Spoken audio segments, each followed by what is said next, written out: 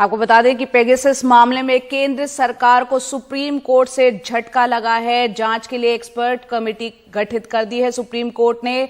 Pegasus मामले में मुख्य न्यायाधीश एनवी रमन्ना ने कहा है कि हमने लोगों को उनके मौलिक अधिकारों के हनन से बचाने से कभी परहेज नहीं किया। निजता केवल पत्रकारों और नेताओं के लिए नहीं बल्कि आम लोगों का भी अधिकार है।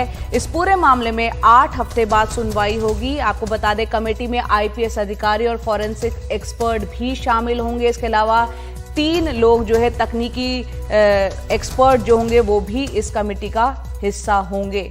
आशीष भार्गव, हिमांशु शेखर हमारे सहयोगी लगातार बने हुए हैं। हिमांशु, यहाँ पर हम जानते हैं मॉनसून, नीता शर्मा भी हमारे साथ है। हिमांशु, हम जानते हैं मॉनसून सत्र किस तरह से धुल गया था इस मांग करते करते कि विपक्ष चाह रहा था कि इसकी जांच होनी चाहिए। एक तरह से बहुत बड़ा झटका है यहाँ केंद्र सरकार के लिए।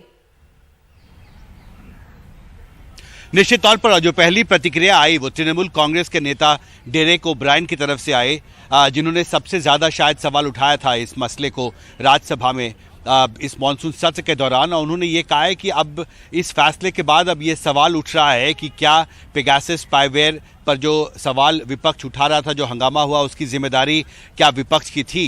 कांग्रेस की तरफ से जो प्रवक्ता है उदित राज, उन्होंने भी इसका स्वागत किया है। तो 2 जो मुख्य पार्टियां हैं जिन्होंने सबसे ज्यादा सवाल उठाया था मॉनसून सत्र में, कांग्रेस और तृणमूल कांग्रेस, उन्होंने सुप्रीम कोर्ट के फैसले का स्वागत किया है। मेरे साथ आशीष भार्गव है। आशीष, निजता के उल्लंघन की जांच होनी चाहिए, जांच जल्दी की जानी चाहिए, सरकार का रुख साफ नहीं था, बहुत महत्वपूर्ण। आपको लगता है ये फैसला, इस तरह के जो भी मसले इस तरह से अभी तक आते रहे हैं स्पाइंग के, उसको उस पर एक आपको लगता है कि आगे भी एक प्रेसिडेंट सेट करेगा ये फैसला? जी बिल्कुल, देखिए बहुत बड़ी टिप्पणियां यहाँ पर सुप्रीम कोर्ट ने की है। खासतौर पर केंद्र सरकार से नाराज भी सुप्रीम कोर्ट इसलिए था कि केंद्र सरकार ने पहले वक्त मांगा, फिर 2 पेज का हलफनामा दाखिल किया। जब सुप्रीम कोर्ट ने कहा कि आप विस्तृत रूप से दाखिल कीजिए तो उन्होंने फिर टाइम मांगा कि हम एक विस्तृत हलफनामा दाखिल करने पे विस्तार से एक हलफनामा दाखिल करने विचार कर रहे हैं। फिर टाइम लिया, लेकिन जब अगली बार वो हियरिंग हुई तो केंद्र सरकार ने कहा कि राष्ट्र हित में, राष्ट्र की सुरक्षा के हित में और जनहित में हम कोई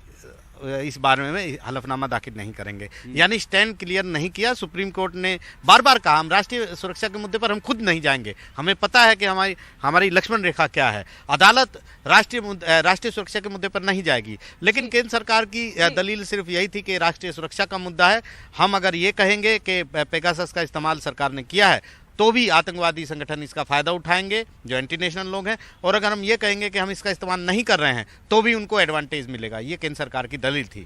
तो इस पर सुप्रीम कोर्ट नाराज हुआ और सुप्रीम कोर्ट ने फिर फैसला सुरक्षित रखा था। केंद्र सरकार कह रही थी कि हम एक कमेटी बना देते हैं, उसकी निगरानी आप कीजिए। लेकिन यहाँ सुप्रीम कोर्ट ने सिलसिलेवार ढंग से केंद्र सरकार के को बड़े कटघरे में खड़ा किया है और कहा है कि देश का एक एक नागरिक जो है उसको अधिकार है कि उसकी निजता और जीने की स्वतंत्रता उसकी बनी रहे, और इसके लिए वो संरक्षण देने के लिए अदालत पूरी तरह तैयार है। वो परहेज नहीं करेगा किसी भी तरह के आदेश देने के लिए।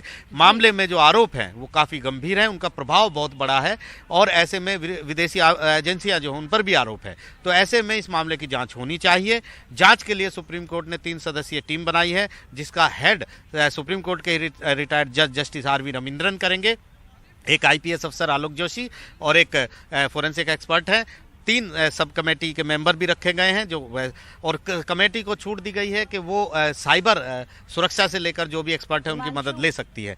8 हफ्ते के बाद सुनवाई लगाई गई है, यानी कहीं ना कहीं ये माना जाना चाहिए कि कुछ ना कुछ रिपोर्ट 8 हफ्ते में सुप्रीम कोर्ट के पास ये कमेटी जरूर देगी। इसके साथ साथ सबसे महत्वपूर्ण टिप्पणियां ये की गई हैं कि केंद्र का रुख अस्पष्ट था इस मुद्दे पर, इसलिए सुप्रीम कोर्ट को मजबूरन ये कदम उठाना पड़ा है और एक्सपर्ट कमेटी, निष्पक्ष जांच के लिए कमेटी का गठन करना पड़ा है।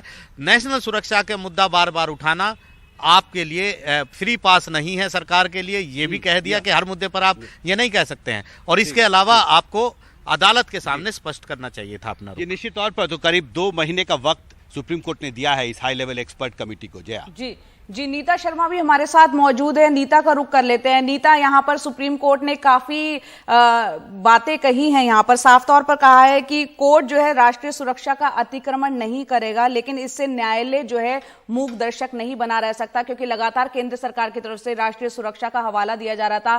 केंद्र सरकार की तरफ से क्या कुछ प्रतिक्रिया अभी तक कोई आई है? क्योंकि लगातार केंद्र की तरफ से बहस से बचने की कोशिश हुई थी संसद में। यह मामला कोर्ट में है कि तो केंद्र से जो सुप्रीम कोर्ट का फैसला है वो केंद्र सरकार उस पर टिप्पणी नहीं करेगी। उसको ऑब्वियसली जिस तरह से टेक्निकल कमेटी बनाई है उसका गठन किया जाएगा और इन्वेस्टिगेशंस किया जाएगा।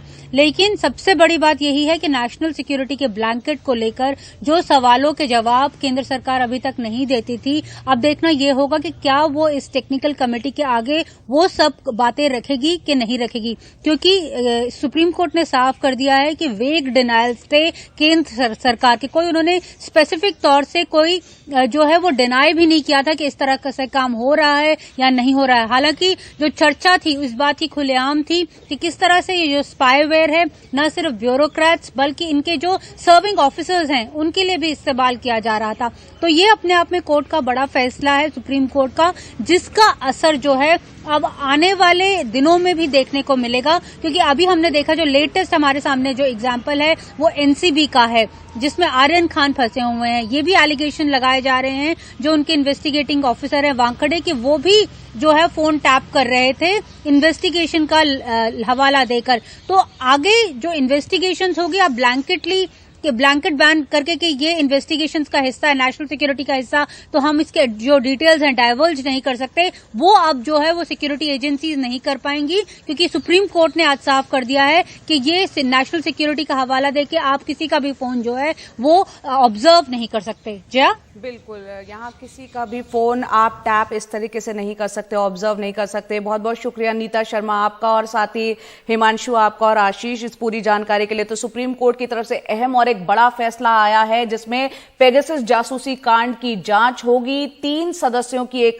कमेटी गठन वहां पर की गई है, गठित कर दी गई है। साथ ही 3 एक्सपर्ट्स होंगे तकनीकी रूप से, वो भी इस पूरे मामले की जांच करेंगे। 8 हफ्ते बाद इस मामले में सुनवाई होगी। लगातार हम जानते हैं विपक्ष इस मुद्दे को मॉनसून सत्र में संसद के अंदर उठाने की कोशिश करता रहा, जिसमें गतिरोध बरकरार था। पहली प्रतिक्रिया विपक्ष की तरफ से यहां पर टीएमसी के सांसद डेरेक ओब्रायन की तरफ से आ गई, जिसमें उन्होंने कहा है कि संसद का मॉनसून सत्र जो है बीजेपी के कारण धुला, ना कि विपक्ष के कारण।